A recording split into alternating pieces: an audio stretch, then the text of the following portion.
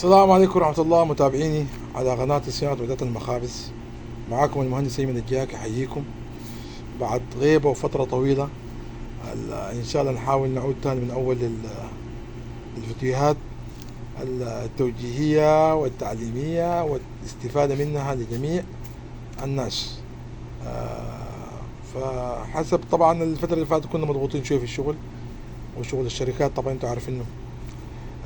اليوم بس أشارككم حاجة بسيطة. طبعا الحاجة اللي بتأكد منها وبعملها وبتمر عليا وبحل مشكلتها بحاول أشاركها معاكم عشان الناس تستفيد منها، ولا تنسونا من الدعاء. عندي طرمبة هذه سانتك، هذه سانتك فرنسي. طبعا هذه معروفة للناس اللي عندها خطوط إنتاج.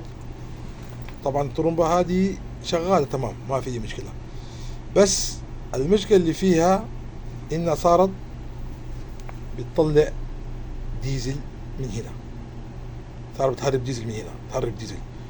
لما هي طبعا بيجي عليها جزء من هنا فوق الموتور طبعا بيركب عليها الموتور من هنا مسمارين، فصارت تطلع الديزل من جوا من بينه وما بين الموتور. طبعا في هنا الكونكشن البلاستيك، انتوا عارفين طبعا الكونكشن، هذا الكونكشن البلاستيك، هذا الكونكشن البلاستيك بيكون راكب طبعا هنا في الطرمبة من قدام في هذا الجزء، وبعدين بيجي عليه الموتور يكون راكب في الموتور. الموتور هو اللي بيقوم بعملية الدوران الداخلية. طيب بتكون راكب بالطريقة هذه. هذا الكونكشن بيكون مع الموتور، عبارة عن توصيلة بين الموتور والطرمبة. الديزل بيجي تحريم من هنا، من المنطقة هذه بيجي تحريم ديزل من هنا، بيطلع ديزل من هنا، فبالتالي ما عندها علاج. فالناس بتحاول انها تكبها او تشوف لها طرمبة ثانية وتكون خسرت في نفس الوقت الطرمبة. فاليوم احنا حنوريكم كيف نعالج التهريب اللي بيجي من هنا. تمام. اول شيء حنفك هذا الغطاء، بنجيب حندقه شويه من هنا ونفكه ونحله. انا طبعا رخيت شويه، حنفكه من هنا ونطلع الغطاء برا. هنا افك واوريكم جوا ايش فيه وكيف نقدر نحل مشكلتها. خلاص هنا انا فكيت الطرمبه، فكيت الغطاء، هذا الغطاء فكيته.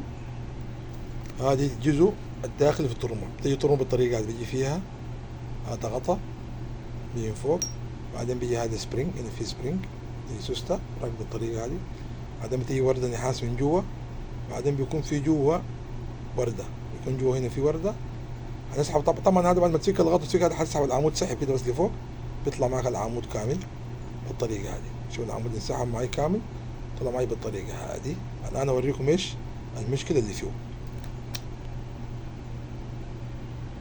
طيب بعد ما فكينا العمود طبعا بالكامل بالطريقه هذه، يكون في هنا هذه الصوفه، يكون هذه الصوفه خفيفه. شوف الصوفه كيف شكلها. هذه الصوفه تتعدم من الحراره، من ضغط الديزل، المهم بتخرب الصوفه هذه، وبتبقى التهريب يطلع من هنا، من عند الصوفه هذه يطلع من هنا.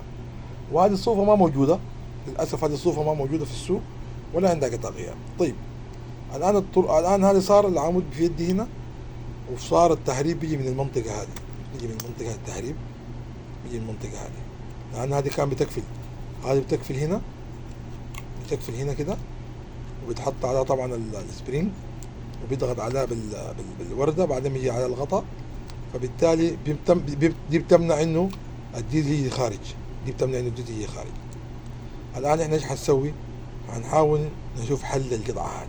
طيب طبعا بعد تفكير وبعد كم شغله انا عملتها هذه الصوفه، صنعتها تصنيع وعملتها عباره عن ربر، نزلتها هنا في المنطقه هذه بدل الصوفه الاصليه حقت الخربان.